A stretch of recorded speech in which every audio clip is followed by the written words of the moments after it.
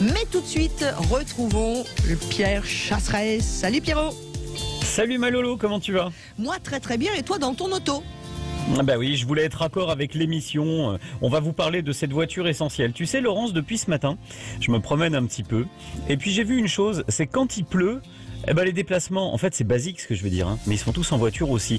Et pourquoi on vous parle de ça? Parce que une enquête a été faite et 2/3 des Français annoncent déjà qu'ils vont partir en vacances cet été avec leur voiture. Ça ne veut pas dire que le tiers qui reste ne part pas en vacances en voiture.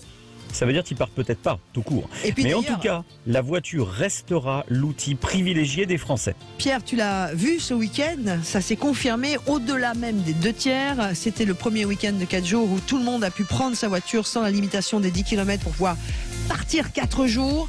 Jeudi matin, la France entière était totalement bloquée. J'exagère un peu, mais au-delà et autour des grandes métropoles, ça ne passait plus du tout. Bref, vous l'avez compris. Allez, j'ai un chiffre. Vas-y. 400 km de bouchons, Malolo, autour de Paris. Matin. 400 km. Oui, mais ça, c'est que Paris. Et la France n'est pas Paris, mon Pierre. Tu vois, il y avait Bordeaux, mais c'est un exemple. Marseille, Lille. Tout était bouché. Parce que Malolo, quand on a le mois de juillet et les grands départs, la transition juillet-août entre juilletistes et haussiens, on est 900. Eh bien, on est à combien de bouchons? 900, à 800 maximum. Ouais, entre 8 tu et te rends 900. compte que là, rien que sur Paris, 400 bornes. Mais ça veut dire que les gens ont besoin de leur voiture. Cette question, on vous la pose. Allez, c'est parti.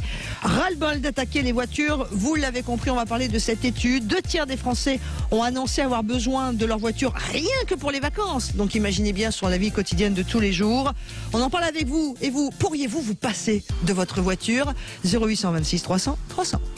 Sud Radio, ça roule. Et nous allons en parler, entre autres, avec notre invité. Il s'agit de Cyril Pertuso, qui est directeur marketing chez Big & Co. Bonjour, monsieur Pertuso. Bonjour. Merci d'être avec nous. Alors, c'est vous qui avez fait l'étude, hein, mon Pierre, c'est bien ça? Ouais, bonjour Cyril. Pourquoi cette idée d'étude sur les 2/3 des Français? Qu'est-ce que vous avez cherché à prouver à travers ça? Tout simplement, vous savez, la mobilité au sens large a vraiment besoin de savoir un petit peu ce que les Français avaient en tête en fait pour cet été, comment ils voyaient les choses, est-ce qu'ils avaient envie de partir, est-ce qu'ils prévoyaient de partir, etc. Pour nous, c'était aussi un moyen de savoir un petit peu quelle est la tendance et qu'est-ce que les Français vont faire pour cet été. Donc c'était vraiment exploratoire, savoir un petit peu ce que les Français pensent et par extension, bien évidemment, nos clients ou nos futurs clients. Donc là, clairement, quand vous dites vos futurs clients, pourquoi? Présentez-nous un petit peu votre société quand même. Alors, Bip & Go, c'est une société qui commercialise des badges de télépéage. Donc, pour passer plus rapidement sur les péages autoroutiers en France, en Espagne, au Portugal, en Italie. Et donc, pour nous, le fait de savoir si les Français ont prévu de se déplacer cet été est vraiment intéressant pour prévoir un petit peu comment revendre de l'abonnement. Ce matin, je riais. Oui. Ce matin, je riais parce que j'étais en voiture, j'écoutais un petit peu une radio concurrente et je suis tombé sur un invité exceptionnel qui nous expliquait que la voiture, c'était fini. Donc, et moi, à côté, je roulais sous la pluie en me disant que tous les déplacements aujourd'hui sous des trompes d'eau, ils allaient forcément se faire en voiture. Comment vous réagissez quand vous entendez de telles, pardon, mais on va appeler un chat, de telles âneries? La voiture va pas disparaître chez Bip & Go. On pense qu'elle va évoluer. Elle sera sans doute motorisée différemment. Elle sera sans doute plus partagée. Demain, il y aura peut-être un peu moins d'autosolisme et de covoiturage, mais elle va pas disparaître. Je pense que ça s'aménagera sans doute dans les grandes villes, mais en dehors des très grandes villes, la voiture reste aujourd'hui indispensable. C'est ce que nos clients nous disent. Cyril Pertuso, vous qui êtes directeur marketing donc chez Big & Go, on a bien compris que vous vous occupiez entre des abonnements pour les télépéages. Est-ce que ces dernières années, vous avez vu une augmentation de la vente de vos abonnements ou pas du tout? Alors c'est un marché qui progresse depuis quelques années. On est vraiment sur un marché qui devient grand public, c'est-à-dire qu'il y a 10-15 ans, c'était plutôt les gros utilisateurs d'autoroutes, les professionnels, etc. Et puis depuis quelques années, avec l'essor aussi d'Internet, finalement le Français moyen ou la Française moyenne se dit finalement pourquoi pas moi, pourquoi je perdrais du temps finalement au péage. Donc c'est devenu assez grand public et c'est vraiment tout un chacun qui se dit finalement pourquoi pas moi. Donc ça continue à progresser. L'histoire de la voiture, Laurence, c'est quoi? C'est l'histoire des congés payés qui arrivent en France, Bien les sûr. grands déplacements sur les routes nationales. C'est ce qui a permis à tout le monde de se rapprocher de sa famille lorsqu'on était éloigné par les kilomètres. C'est ce qui permet le lien aussi médical à la santé. J'en parlais les 2 semaines précédentes. Et il y en a un qui doit être particulièrement intéressé par cette Que j'ai histoire invité, de la oui, tout à voiture. fait. Que je me suis permise d'inviter. Et pour lorsqu'il notre entend, à rendez-vous. mon avis, que 2 tiers des Français ont besoin de leur voiture, je pense que notre boss, François Roudier, le directeur de la communication des constructeurs français de l'automobile, eh bien lui, il doit être particulièrement ravi d'entendre Alors, enfin d'autant plus, un message Pierre, positif. d'autant plus que notre ami François Roudier est parti en voiture à la campagne et qu'il n'aurait pas pu faire autrement. Bonjour François Roudier. Bonjour les amis. Alors vous avez Alors mis écoutez, un je vais vous faire du Jean-Yann, effectivement, pour répondre à ce que vient de dire Pierre. Je dirais, je me marre. Alors dites-moi, Non mais ça fait François, du bien. François, vous vous marrez pourquoi? Parce qu'effectivement, là, on l'a vu, cette étude prouve bien que les Français ne peuvent pas se passer de leur voiture. Là, l'étude est basée vacances pour l'été prochain. Mais on sait bien, Pierre, vous et moi, et tous ceux qui écoutent Sud Radio, que de toute façon, à part les personnes qui habitent en centre-ville, sur lesquelles il y a des zones et des réseaux de transport en commun exceptionnels, on a tous besoin d'une voiture quand même pour vivre notre quotidien. Ben oui, absolument. Vous savez, c'est un double effet, parce qu'il y a un effet voiture plaisir, et les vacances sont exceptionnelles dans cette approche-là, et puis il y a un effet voiture obligation. Et c'est vrai que pour nous, alors les gens du marketing automobile, désolé de casser votre baraque, mais l'essentiel de l'utilisation de la voiture, c'est l'utilisation quotidienne, de travail, une utilisation qui est très souvent combinée, c'est-à-dire que vous allez au travail, vous allez porter les enfants, vous allez voir votre vieille maman. En fait, c'est ça qui est vraiment l'utilisation numéro 1 des voitures. Alors, pour être plus précis maintenant dans le sujet d'aujourd'hui, le retour des Français à la liberté après le confinement va se faire en voiture. Et c'est absolument extraordinaire, parce qu'on retrouve tous les fondamentaux de ce qui a fait le succès de la voiture et le succès des vacances en voiture. C'est-à-dire la liberté, le coût, parce que vous mettez plus de gens pour moins cher dans une voiture.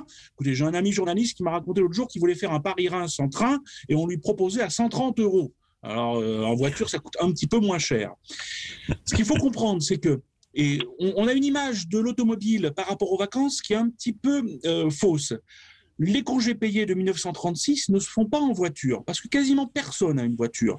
Les congés de 36, c'est en vélo, en tandem, voire en moto ou en sidecar pour certains.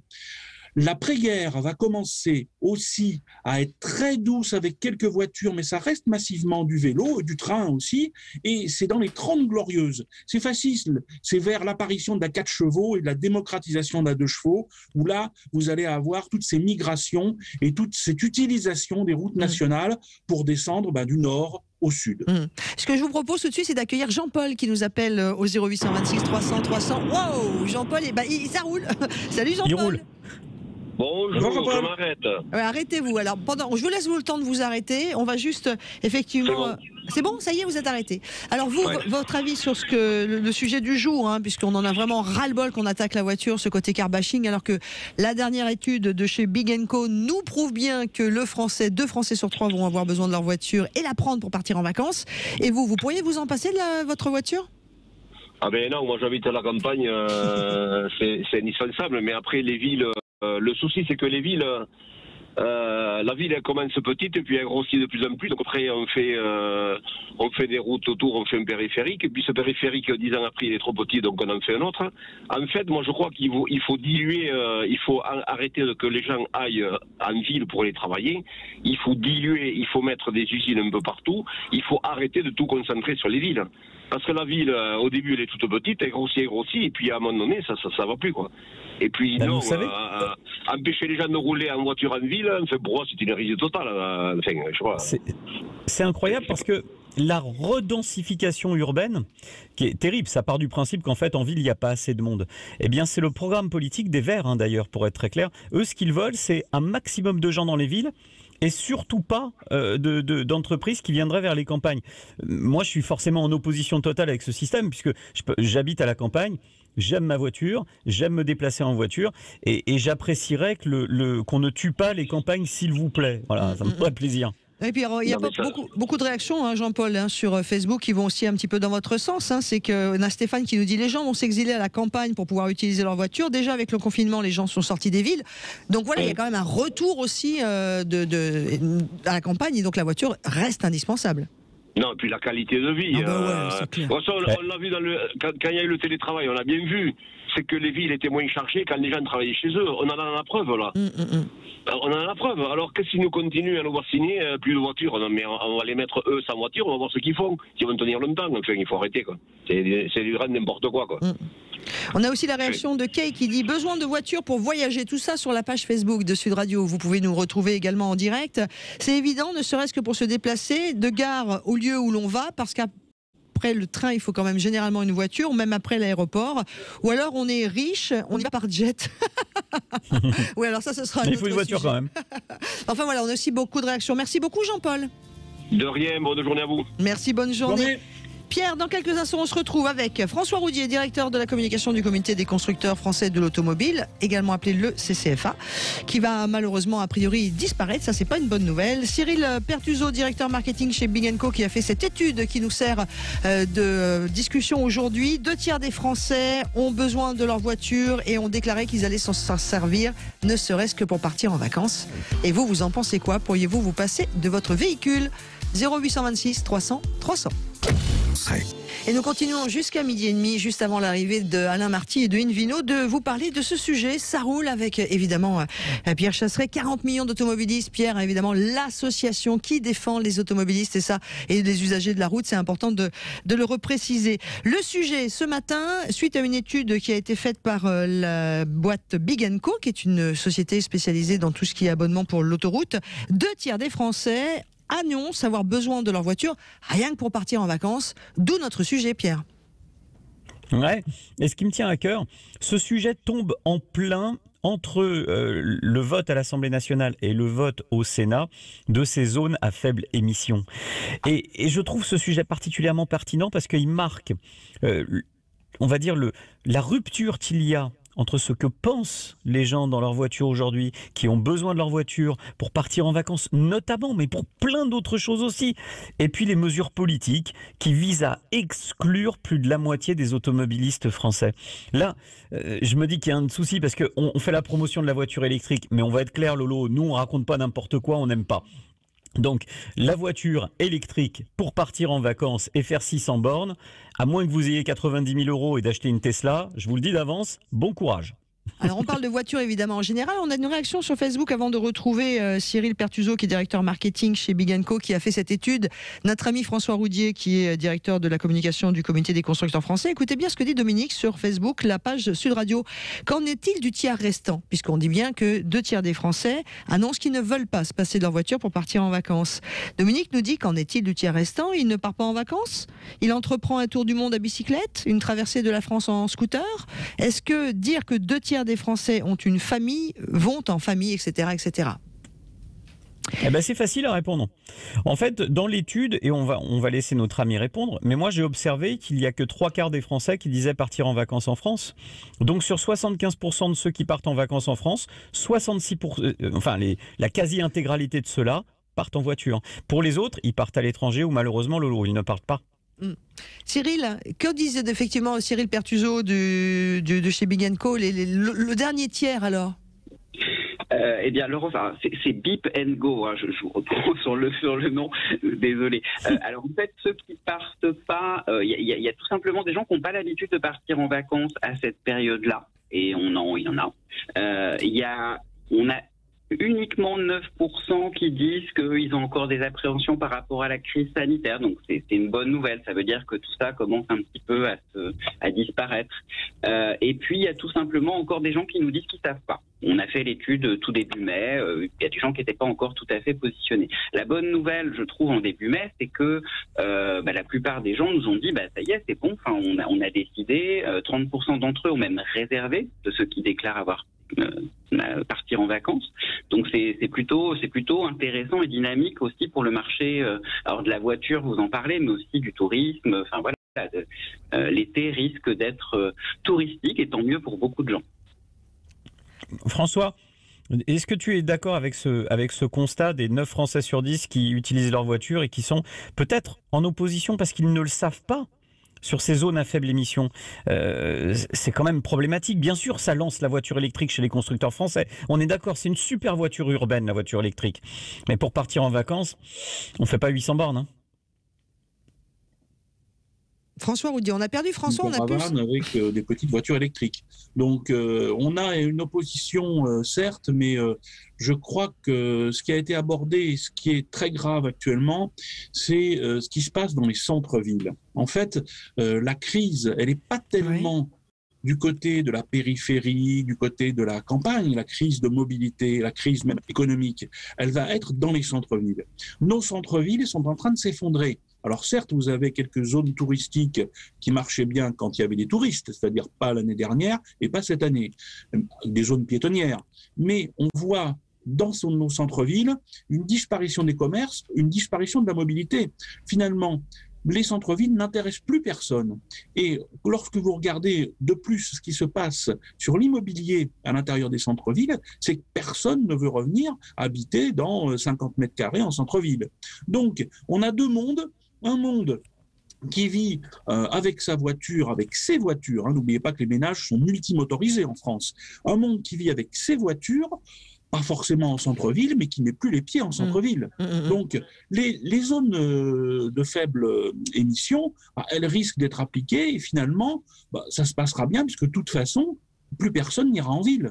Je suis très inquiet quand je vois le développement des nouveaux grands magasins à Paris, comme toute la zone de la Samaritaine, qui va être complètement exclue des visites des banlieusards qui assuraient, je vous rappelle, une large partie du chiffre d'affaires au moment de Noël. Le chiffre d'affaires des boutiques à Paris, c'est pas forcément que les Américains et les Chinois qui viennent visiter en juillet-août. Donc alors, là, on a un problème sociologique très grave. Oui, alors on va aussi, vous le savez, laisser la parole aux auditeurs parce qu'il y a beaucoup d'appels au standard. Excusez-moi de vous couper un peu la parole. On accueille Olivier qui, lui, nous appelle du Gard. Bonjour Olivier. Bonjour. Merci d'être avec nous. Oui, j'écoute, ça me révolte beaucoup d'interdire la voiture en centre-ville. Alors moi je suis un provincial, donc ça m'arrive d'aller dans les grandes villes, Paris, Lyon. Alors quand on va faire des courses par exemple, on dit tiens on va aller s'habiller à Montpellier, à n'importe où. Je me vois mal garer ma voiture, payer un parking à la sortie de la ville. Prendre le métro, ce qu'on veut là, parce que moi je pars avec ma femme et mon fils, il va falloir que je paye 3 transports en commun. Et après, les bras chargés, on fait comment pour rentrer Non, c'est un truc qui va une pas. Une brouette. Ouais, pourquoi pas. Non, oui, il faut avoir des idées, ça roule les brouettes. Ouais, mais je pense que place Vendôme, les voitures ne seront jamais interdites. Parce qu'il y a certains quartiers où on a des milliardaires qui viennent se ravitailler.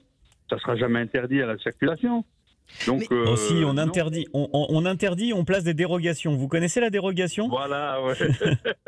Non, mais ce qui est important aussi dans ce sujet, si je peux me permettre, messieurs, c'est évidemment, suite à cette étude qui a été réalisée par Bip & Go, c'est qu'on voit bien que les Français ont toujours besoin de leur véhicule. Alors évidemment pour partir en vacances, mais pas seulement.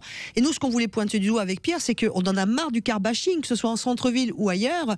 On est en train d'essayer, pour d'autres raisons écologiques ou autres, de nous faire comprendre qu'il faudrait qu'on se passe de la voiture pour revenir au vélo. Sauf que le vélo, on ne peut pas en faire partout. C'est impossible. C'est complètement impossible. Moi, je pars en Dordogne souvent. Il y a des châteaux. Je suis obligé de prendre ma voiture. Parce que je vais d'un endroit à l'autre, je traverse les villes parce qu'il n'y a pas de route qui contourne. Donc je traverse certaines villes pour aller visiter un château, un site préhistorique. Je suis obligé d'avoir ma voiture. Et puis je suis à 600 km de chez moi. Ouais, Pierre. C'est impossible de me promener en vélo. Pierre. Ça fait du bien d'entendre un petit peu de bon sens. On fait ce genre d'émission, mais vous savez pourquoi, vous tous qui nous écoutez ? Parce que ça doit vous donner un grand souffle de se dire tiens, il y a encore une radio qui pense à nous sur Sud Radio, qui se met dans la peau de l'usager, de l'automobiliste. Moi, quand j'entends ça, on n'a jamais un auditeur qui nous appelle pour nous dire l'inverse. On se demande d'ailleurs où il les trouve ailleurs pour passer à la radio et vous dire « moi, j'ai pas besoin de la voiture ». Et bizarrement, à chaque fois, c'est quelqu'un qui habite en centre-ville, qui a sa famille en centre-ville et qui sort jamais de la ville et qui croit qu'il faut un passeport pour sortir du périphérique. Un dernier mot, François Roudier, par rapport à cette utilisation de la voiture. Vous qui êtes, au-delà d'être directeur de la com du comité des constructeurs français d'automobile, un historien passionné et passionnant de l'auto. Est-ce qu'il y a eu dans l'histoire de l'automobile d'autres périodes aussi néfastes pour l'auto que celles que nous vivons aujourd'hui ? Oui, il y en a une qui était très néfaste, c'était 1940-1945, donc on ne pouvait pas voyager, donc c'était la guerre, et regardez les réactions des Français. La première réaction des Français, c'était de sortir, d'aller à la campagne, de bouger. On ne peut pas freiner les gens. Je crois que c'est une erreur fondamentale actuellement de beaucoup de politiques, d'ailleurs de beaucoup de partis politiques, j'accuse pas uniquement un type de parti, de croire que en freinant la mobilité des Français, on va peut-être les pousser à avoir des façons de vivre plus vertueuses en écologie. C'est pas vrai. Les gens se déplacent parce qu'ils en ont besoin. Et puis, attaquer la liberté, c'est extrêmement difficile.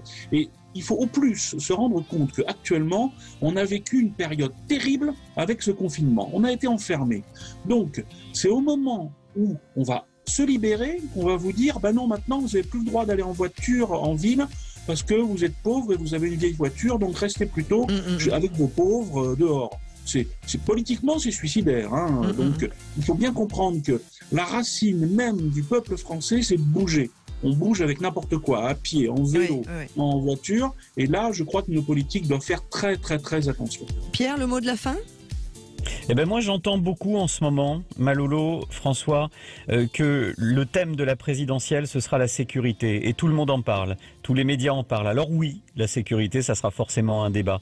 Mais je vais en rajouter un. Parce que le seul sujet qui a mis la France dehors, le seul sujet qui nous touche, le seul sujet sur lequel on réagit, on sort, c'est la mobilité. C'est notre voiture. On ne touche pas à la bagnole des Français. C'est une erreur, comme l'a dit François Roudier, fondamentale, parce que le jour où on empêche la mobilité en voiture, ça s'appelle comment ? C'est un confinement, pour ceux qui n'ont pas le droit d'avoir une voiture. Tu sais, celle qui vaut bien, la fameuse voiture électrique, celle qui est soi-disant écolo, celle qu'il faut acheter. Et puis la nôtre, on la transforme en Oscar et on la place au-dessus de la cheminée. C'est n'importe quoi. Aujourd'hui, il faut un petit peu lâcher les Français, les laisser vivre, les laisser respirer. On m'accuse souvent d'être plutôt de l'ère de Pompidou. Tu sais quoi, Lolo ? Je l'assume. Arrêtons d'emmerder les Français. Ce sera le mot de la fin pour notre rendez-vous. Merci beaucoup à tous nos invités d'avoir été avec nous. Cyril Perduzo, directeur marketing chez Bip & Go. J'avais mal noté, pardon. François Roudier, directeur de la com des comités des constructeurs français de l'automobile. Et puis vous qui nous avez appelé au 0826 300